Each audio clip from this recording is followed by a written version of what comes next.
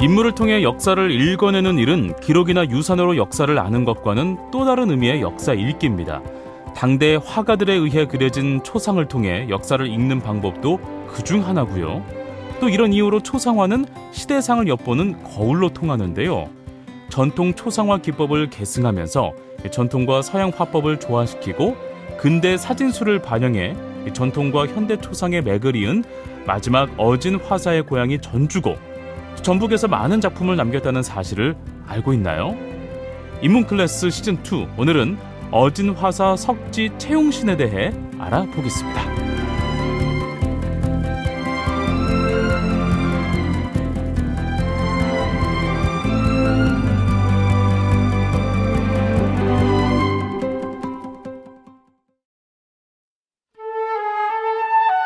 전주대학교 한국고전학연구소 온다라 인문학센터와 함께하는 우리 주변에 살아있는 이야기를 쉽고 다양하게 즐기는 인문클래스 시즌2 오늘은 역사문화 스토리텔러 전주대학교 전역사문화 콘텐츠학과 유영봉 교수님과 함께하겠습니다. 안녕하세요 교수님. 예, 안녕하세요. 전주대학교 전역사문화 콘텐츠학과 교수 유영봉입니다. 네, 자 오늘은 어떤 이야기를 나눠볼까요? 오늘은 그 어진화사 채용신 선생 얘기를 좀 해보려고 합니다. 네, 어진화사라면 왕의 초상을 어진이라고 하니까 이 어진을 그리는 사람을 말하는 거겠죠? 맞습니다. 어진화사는 바로 임금님의 초상화를 그리는 작가를 지칭하는 말이죠. 청취자 여러분들도 전주 그 경기전에 가서 어진박물관에 들러본 일이 있을 텐데요. 예. 이곳에는 그 조선 왕조를 세운 태조 이성계를 위시해서 예. 세종, 영조, 정조 뭐 등등 순종에 이르기까지 모두 그 6분의 임금님 초상화가 모셔진 것을 보았을 거예요. 예. 어진은 임금이라는 뜻의 임금 어자에다가 초상화라는 뜻을 지닌 진영이라는 말에서 예. 그 진자를 따와서 합쳐서 만든 말이죠. 네네. 화사는 이제 임금님의 초상화를 그린 당대 최고의 화가를 아주 높이 부르는 말입니다. 그렇군요. 임금의 초상화를 그린 최고의 화가를 화사라고 하는군요. 맞아요. 화사라고 할 때 이 사자는 바로 스승사자라는 글자인데 예. 오늘날에도 그 사회적으로 존경받는 직업에 주로 쓰이기도 해요. 예를 들면 이제 의사, 교사, 목사 등등의 말이 네. 이제 여기에 해당하죠. 그렇습니다. 그럼 석지 채용신이란 분은 어떻게 화사가 되었을까요? 그 얘기를 꺼내기에 앞서 그 먼저 고향과 출생지라는 말을 먼저 설명하고 싶군요. 예. 지금은 이제 고향하고 출생지라는 이 두 단어를 그냥 뭉뚱그려서 다 그냥 고향이라고 쓰고 있는데 옛날 분들은 이걸 좀 나누어 썼어요. 아, 그래요? 교수님 그럼 고향과 출생지는 어떻게 다른 거예요? 둘 다 한자어니까 이를 풀어보죠. 예. 고향은 그 연고고라는 글자에 고을향이죠. 예. 바로 이제 연고가 있는 마을이라는 뜻인데 그렇군요. 적어도 3대 이상이 뿌리를 받고 살았던 마을이 이제 고향이고 그렇구나. 출생지는 더도 덜도 말고 자기가 출생한 장소를 가리키는 말이에요. 예. 옛날 농경제 시대 때는 고향에서 태어나서 대부분 고향에서 이제 삶을 마쳤으니 네. 별다른 구분이 없었어요. 음. 그런데 이제 그 석지 채용신 선생처럼 한양에서 태어났어도 한양은 그 석지 선생에게 3대 이상의 연고가 아직 없는 곳이에요. 그래서 이제 선생의 경우는 출생지가 한양이라고 한다면은 예. 고향은 따로 전주라고 불렀어요. 어허. 자, 이 대목에서 그 질문 하나 던집니다. 예. 아나운서님은 그 고향과 출생지가 동일한가요? 한번 대답해 보세요. 일단 제가 태어난 곳은 고창이고 저 본 적은 또 진안입니다. 어. 근데 저희 아버지, 할아버지는 다 전주 분이시거든요. 그러니까 전라북도가 저의 고향이자 출생지다라는 생각이 드네요. 아이고, 그렇군요. 예. 자, 석지 채용신 선생님의 출생지가 한양이지만 고향은 전북 전부인 셈이네요. 그렇습니다. 석지 선생은 그 1850년 2월 4일 그 서울 그 삼청동에서 예. 대대로 무관을 지낸 그 가문의 피를 받고 태어났어요. 어허. 그 선생 본관은 평강이고 호는 이제 석지, 이제 또 석강이라고도 하죠. 네. 선생은 어렸을 때부터 그 그림에 뛰어난 재능을 보였는데 네. 15살이 됐을 때는 벌써 그 세상에서 그 그려내지 못하는 물건이 없었다고 해요. 그리고 이제 22살 때 흥선대원군 이하응의 초상화를 그려서 이제 명성을 크게 떨칩니다. 네네. 자, 그러면 흥성대원군 이항이라고 하면 뭔가 조선 말기에 쇄국 정책을 쓴 그 대원군이잖아요, 맞죠? 아, 그 대원군이 맞아요. 예. 그런데 이 흥선대원군 또한 이 사군자 중에서 난을 아주 잘 치는 분으로 유명했어요. 그래서 이 흥선대원군호가 석파였는데, 그래서 이 대원군이 친 날은 아예 이제 당대부터 오늘날도 마찬가지고 석파단이라고 불릴 정도로 아주 개성도 강하고 격조 있는 작품으로 유명하지요. 예. 그리고 그래서 대원군 역시 그 조선 말기의 미술을 얘기할 때 꼭 빠지지 않는 분으로 이제 등장하고요. 네네. 쉽게 얘기하면 추사 김정희 선생이 남긴 추사난만큼 흥선대원군의 석파란도 아주 유명하죠. 네, 알겠습니다. 추사 김정희 선생의 추사난에 버금가는 흥성대원군의 석판안이 있었군요. 아무튼 그 그림의 일가견이 있던 그리고 또 당대 권력의 핵심에 있던 대원군이 석지 선생의 솜씨를 이렇게 인정했으니 그 실력은 더 설명하지 않아도 되겠죠. 네, 알겠습니다. 자, 흥성대원군이 초상화를 맡길 정도면 실력은 뭐 제대로 인정받은 거고, 그럼 석지 최용신 선생은 이후로도 계속 그림을 그리셨나요? 그건 아니에요. 선생에게는 이제 대대로 무인의 집안이었는지 대대로 무인의 집안이었기 때문인지 선생에게도 아마 무인의 피가 섞여 있었나 봐요. 그래서 선생은 그림을 평생의 생업으로 삼지 않아요. 오히려 1876년에 무과에 급제해서 20년 넘게 무관직에 종사하거든요. 네. 그리고 이제 1886년에 종삼품의 부산진 수군첨 절제사를 지내고 네. 1899년에는 전남 여수의 돌산진 수군첨 절제사를 끝으로 이제 무관직에서 물러나요. 네네. 알겠습니다. 그럼 그림 실력이 뛰어난데 무관직에 종사했다. 무관과 화사는 뭐 전혀 연관이 없어 보이잖아요. 맞아요. 예. 영 다른 길을 걸으셨어요. 그런데 선생은 무고울다운 풍채에 아주 잘생겼어요. 네. 인터넷을 들어가 찾아보면은 이제 석지 최용신이라고 선생이라고 쳐보면은 사진 하나를 볼 수 있어요. 네. 대부분은 이제 그림이 뜨는데 네네. 흑백 사진 하나가 뜨는데 이걸 들여다보면 풍무가 멋들어진 미남자. 선생 사진을 볼 수 있어요. 잘생겼어요 또. 예. 이야. 그 잘생긴 모습에다가 잘생긴 데다가 또 그 유전자가 이어졌을 텐데 네. 바로 이 선생의 증손녀가 아주 이쁜 탤런트로 이제 인기를 한동안 얻었어요. 진짜로요? 그 증손녀가 누군지 궁금하지 않아요? 증손녀? 증손녀 최 씨잖아요, 그렇죠? 최 씨면은 제가 아는 연예인은 최 씨라밖에 없는데 맞나요? 맞아요. 그래요? 진짜로? 네. 신기하다. 최시라 씨가 맞아요. 네. 자, 이제 그 얘기는 또 이제 뒤로 밀어놓고 네네. 이제 다시 석지 선생 얘기로 돌아가 보자고요. 네, 알겠습니다. 첨절제사는 이제 아주 높은 직급에 해당해요. 예. 이런 해군의 중책을 내려놓고 이제 전주로 낙향에 있던 석지에게 조정에서 명이 내려옵니다. 태조 이성계 이하 역대 임금님들의 초상화를 모신 사당 바로 이제 선원전이라고 해요. 네네. 선원전에 봉환할 태조 이성계의 어진을 모사하라라는 명이 내려왔죠. 그런데 이제 이때 선생은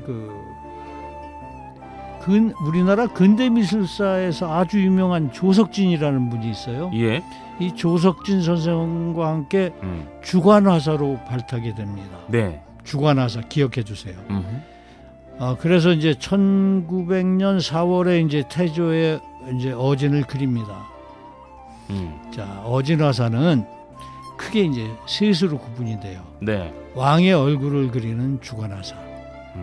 그다고 임금이 입는 옷인 골룡포와 신체를 그리는 동참화사. 네.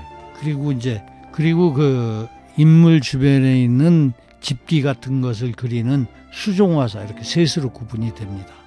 그럼 어진을 한 번 그릴 때마다 주관화사, 동참화사, 수정화사가 늘 따로 선정이 됐습니까? 예. 어. 한 분당 그 그림 한 점을 그릴 때 이제 그 한 분야당 두 분씩 네. 6분이 참여하는데 네네. 동참화사, 주관화사, 동참화사, 수종화사 가운데 가장 영광스러운 역할은 당연히 주관화사죠. 어허. 왜냐하면 그 임금의 얼굴을 그리는 일만큼 맞아. 자랑스럽지만 또 어려운 일이겠죠. 아유, 그럼요. 그런 일이 어디 있을까요? 예. 골룡포나 신체 그리는 동참화사나 기물이나 배경 그리는 수종화사도 뭐 특별히 선정되지만 네네.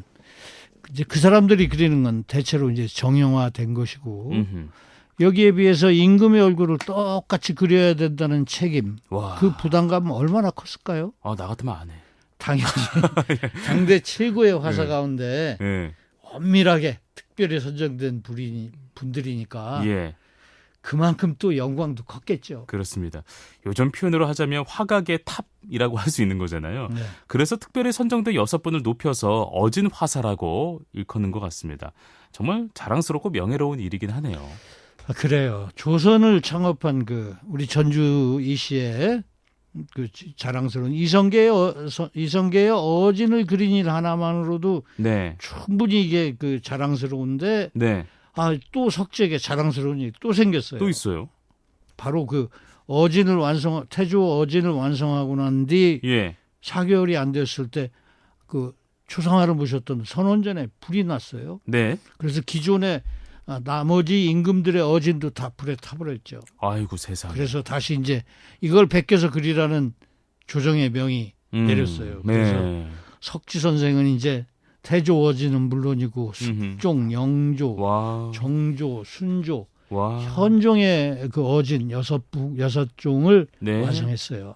야, 정말 석지 채용신 선생이 그린 태조 이성계 초상화가 얼마나 마음에 들었으면 고종이 다시 선생을 불렀을지 그 솜씨가 정말 궁금합니다. 그것뿐만이 아니에요. 네. 석지 선생을 아주 높이 평가한 고종은 예. 자기 초상화는 물론 음. 자기를 따르는 16명의 원로 신하들의 초상화까지 그리라고 하죠. 허허. 그래서 이제 석지가 이 임무를 잘 완수하자 예. 고종이 바로 아까 석지 그랬죠. 예. 석강이라는 호를 따로 하사를 해요. 허허. 임금이 호를 지어준 일. 이야. 이 또한 영광이죠. 그렇군요. 그리고 이걸로 끝나는 게 아니라 한 걸음 더 나가서 고종은 석지 선생을 경상북도 칠곡군 군수로 임명하고 오. 그리고 또 한 번 그 1905년에는 충남 정산군 군수로 임명을 합니다. 네. 네네. 그래서 이 두 곳에서 사또 임무를 마친 선생은 네. 1906년에 그 관직에서 이제 완전히 이제 물러나죠. 야, 석지 채용신 선생은 뛰어난 그림 실력에 무관으로 군수로 그야말로 뭐 문무를 겸비한 분이셨군요. 게다가 채실아 씨처럼 예쁜 증손녀까지 두실 정도로 잘생겼다고 하니까 모든 걸 다 가진 분이라고 생각이 좀 들어요. 자, 석지 선생의 그림은 어떤 특징이 있었습니까? 선생의 그림은 그 조선시대의 그 보통 그림과 달리 아주 사실적이에요. 그래서 아주 극세필, 아주 가는 붓을 사용해서 그은 곳을 또 긋고 또 긋고 또 그어서 얼굴의 그 명암을 살리는 세부 묘사에 주력하고 나아가 입체감까지 드러냈습니다. 다시 얘기하면 얼굴을 극도로 정밀하게 묘사해서 입체감을 살렸음은 물론이고 예. 복장에서도 그 특별한 성극기를 채용해서 음. 석지만의 개성적인 그 인물화를 창조했던 거죠. 예. 극세필은 몹시 가는 붓이잖아요. 이 극세필로 섬세하게 덧칠하고 입체감을 살리면서 뭔가 이 석지 선생만의 개성적인 인물화가 탄생하게 된 거군요. 맞습니다. 그뿐만이 아니고 인물의 배경에도 변화를 주었어요. 그래서 3차원적인 공간감을 나타내는데 예.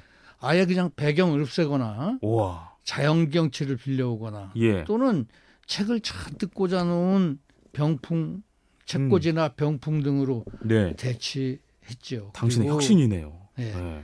바닥에 깔린 돗자리도 검정색, 빨강색, 흰색의 정형화된 패턴으로 이제 처리하기도 했어요. 기존에 어허. 안 쓰던 색깔들이죠. 옛날에 그 초상화 보면 대부분 의자에 앉아 있는 모습이잖아요. 근데 네. 석지 선생님의 경우에는 자연 풍경, 뭐 서가 이런 배경으로 처리했다고 하니까 진짜 당시로서는 굉장히 파격적이고 획기적인 시도였구나라는 생각이 듭니다. 그렇고 말고요.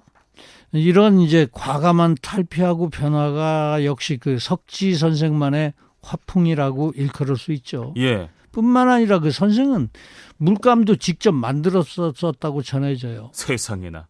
예를 들면 그 소금물에다 녹색 그릇을 오랫동안 담가놓으면 녹이 슬겠죠. 예. 그 녹을 긁어내서 이제 물에 섞어서 또 연한 숯불로 하루 종일 끓여내면 소량의 이제 진액이 남는데 예. 이걸 갖고 그 초상인물의 의복 채색에 사용했다고 하네요. 와. 뿐만 아니라 그 피부색은 썩은 집단 있죠? 예, 예. 썩은 집을 끓여서 만든 액으로 사용했다고 그래요. 참 석지 선생만의 실험 정신과 그 작가 의식이 비서는 산물이라고 이제 말할 수 있을 거예요. 야, 물감까지 직접 만들었다니까 정말 실험 정신이 돋보이는 분이셨네요. 와, 대단합니다. 그뿐만이 아니에요. 선생은 그 장중하고도 엄숙한 표정을 지닌 예. 정면 모습만을 고집했어요. 어허. 그리고 한편으로는 리드미컬한 느낌을 그 화면에 연출하는 재치도 이제 드러냈는데 예. 대부분 초상화 화면에 또 제작 연월일, 직급, 벼슬 이름, 자신의 호를 남겨서 예. 그것이 실물을 보고 그린 도사본인지 본을 보고 그린 모사본인지를 밝혀요. 어허. 이건 그 작가로서의 자기 작품에 대한 책임감, 자부심을 보여주는 거죠. 멋있다. 이것 또한 그 선생만이 지녔던 네. 작가의식이라고 할 수 있을 겁니다. 네, 알겠습니다. 교수님의 설명을 들으면 들을수록 석지 선생은 대단한 화가 아니 화사였다는 생각이 듭니다. 석지 선생이 남긴 그림의 특징 어떤 점을 더 꼽을 수 있을까요? 오늘 방송을 시작하면서 이제 그 석지 선생의 사진이 남았다고 했죠. 예, 예. 바로 이 시대에는 이제 서양 사진이 우리나라에 들어온 시기였어요. 네네. 그래서 이 사진은 선생의 그림을 얘기할 때마다 빼놓을 수 없는 요소가 됩니다. 아, 그러네요. 예를 들면 이제 죽은 사람이나 또는 멀리 떨어진 곳의 사람의 초상화를 그릴 때는 네. 반드시 그 사진을 토대 삼아서 그렸다고 해요. 제가 알기로는 화사님은 명암 최익현 선생님을 비롯해서 전라도와 연관이 있는 분들의 초상화도 남기셨다고 들었어요. 맞아요. 석지가 이제 연고지가 전북이었으니까 예. 평생 동안 이분은 전라도 지역을 꾸준히 왕래를 합니다. 허허. 예를 들면 1901년에는 부친상을 당해서 금마에 있었고 예. 1905년에는 정성군수 시절에 예. 이제 면암 최익현 선생을 또 만나기도 하죠. 그래서 이제 그 인연이 이제 마침내 면암 최익현 선생의 초상화를 그리는 이제 단서가 되고 예. 나아가서 이제 이분이 굉장히 훌륭한 게 전라북도를 중심으로 한 많은 그 애국지사들, 일본에 저항했던 항일지사들의 아유, 초상화를 그렇구나. 남긴 거예요. 네, 전북에서 본격적으로 초상화를 그리신 거네요. 예, 맞아요. 네. 석지 선생은 그 을사득약이 체결된 다음해인 1906년에 예. 전주의 후북면 장암리로 낙향을 해서 전북 지역의 우국지사와 항일운동가 유학자들을 자주 만나고 예. 또 이분들 초상화를 많이 그렸어요. 하하. 정읍 칠보면의 항일지사 그 김직주 선생의 집에 예. 머무실 적에는 네네. 그 형제였던 김기술 등과 같은 정읍 지역 애국지사들의 초상화를 그리기도 했고요. 네. 교수님, 그러면 그 석지 선생은 초상화를 어디서 그렸어요? 전북의 낙향에서 뭐 화실을 따로 내서 그곳에서 그린 건지 궁금합니다. 1920년대에 이제 70 노인이 된 석지 예. 선생이 이제 마침내 신태인 육리에 정착을 하셔요. 네네. 바로 여기는 그 교육자이자 거부였던 황장길이라는 분이 마련해준 장소지요. 예. 이때 이제 석지 선생은 아들과 손자를 거느리고 음흠. 최석강 도화소, 최씨니까 최고 아까 고종이 내려준 호가 석강이었죠. 오호호. 그래서 도화소는 그림을 그리는 장소, 오. 최석강 도화소라는 네. 공방을 운영했는데 네. 이때 이제 그 손자 규영이 할아버지하고 함께 네. 이 합작품을 만들어냈다고 하는데 네. 제가 확인 안 해봤는데 이 규영이라는 분이 최실아 씨의 아버지 아니면은 삼촌쯤 해당할 거예요. 아, 그렇구나. 아주 가까운 관계죠. 오, 네네. 최석강 도화서로 하니까 저는 그 부안의 최석강 좀 닮은 듯한 이름이 좀 있는 것 같기도 하다라는 생각이 좀 들기도 합니다. 그러고 보니 그렇네요. 네. 아무튼 그 석지 선생이 남긴 초상화는 이제 최치원 선생 초상, 예. 그다음에 보물로 지정된 최익현 선생 초상, 음. 그다음에 이제 운낭자 초상이 아주 유명해요. 예. 이 가운데 이제 국립중앙박물관에 초장된 운낭자 초상은 그 예. 선생이 1914년에 27살이 된 운낭자의 모습을 상상해서 그린 그림입니다. 네네. 그 최연홍이라는 아주 그 예쁜 여인을 대상으로 했지만 예. 젊고 후덕한 여인이 음. 건강하게 생긴 아이를 안고 있는 모습을 통해서 네네. 이상적인 여성상을 제시하려던 의식이 음. 엿보인다고 할 수 있습니다. 네. 석지 선생은 생애의 거의 반을 전북에서 전라도 사람들의 초상화를 그리셨는데 참 이 고향을 사랑하는 마음이 얼마나 컸는지 알 수 있는 대목입니다. 그래요. 고향 사랑이 엄청났다고 할 수 있겠죠. 예. 그런데 이제 우리가 이 대목에서 한번 생각해 보자고요. 만약 선생께서 그 전주로 내려오지 않고 예. 노년을 그냥 한양에 머무르셨다면 어땠을까요? 아, 뭔가 그 한양 쪽에서 더 유명해지고 명성을 더 떨치지 않았을까요? 맞아요. 제가 생각해봐도 선생이 그냥 한양에 줄곧 머무르셨다면 예. 부와 명예는 더 크게 누렸겠죠. 음. 생각해보세요. 어진화사인데 예. 어진화사 그림값은 우리가 뭐 크게 생각하지 않아도 당연히 비쌀 거고 아유, 그럼요. 또 제자들도 많았을 거예요. 그렇죠. 그리고 또 고종 임금의 초상화를 그릴 때 그 함께 주관화사를 행했던 인물이 조석진 선생이라고 했죠. 예. 그 조석진 선생에 비춰보면 음. 알 수 있습니다. 네. 혹시 석지 선생은 초상화 말고 다른 소재의 그림도 남기셨습니까? 아, 물론 그 소재를 달리한 작품들도 많이 남기셨어요. 예. 초상화 말고도 산천 경계를 그린 산수화, 음흠.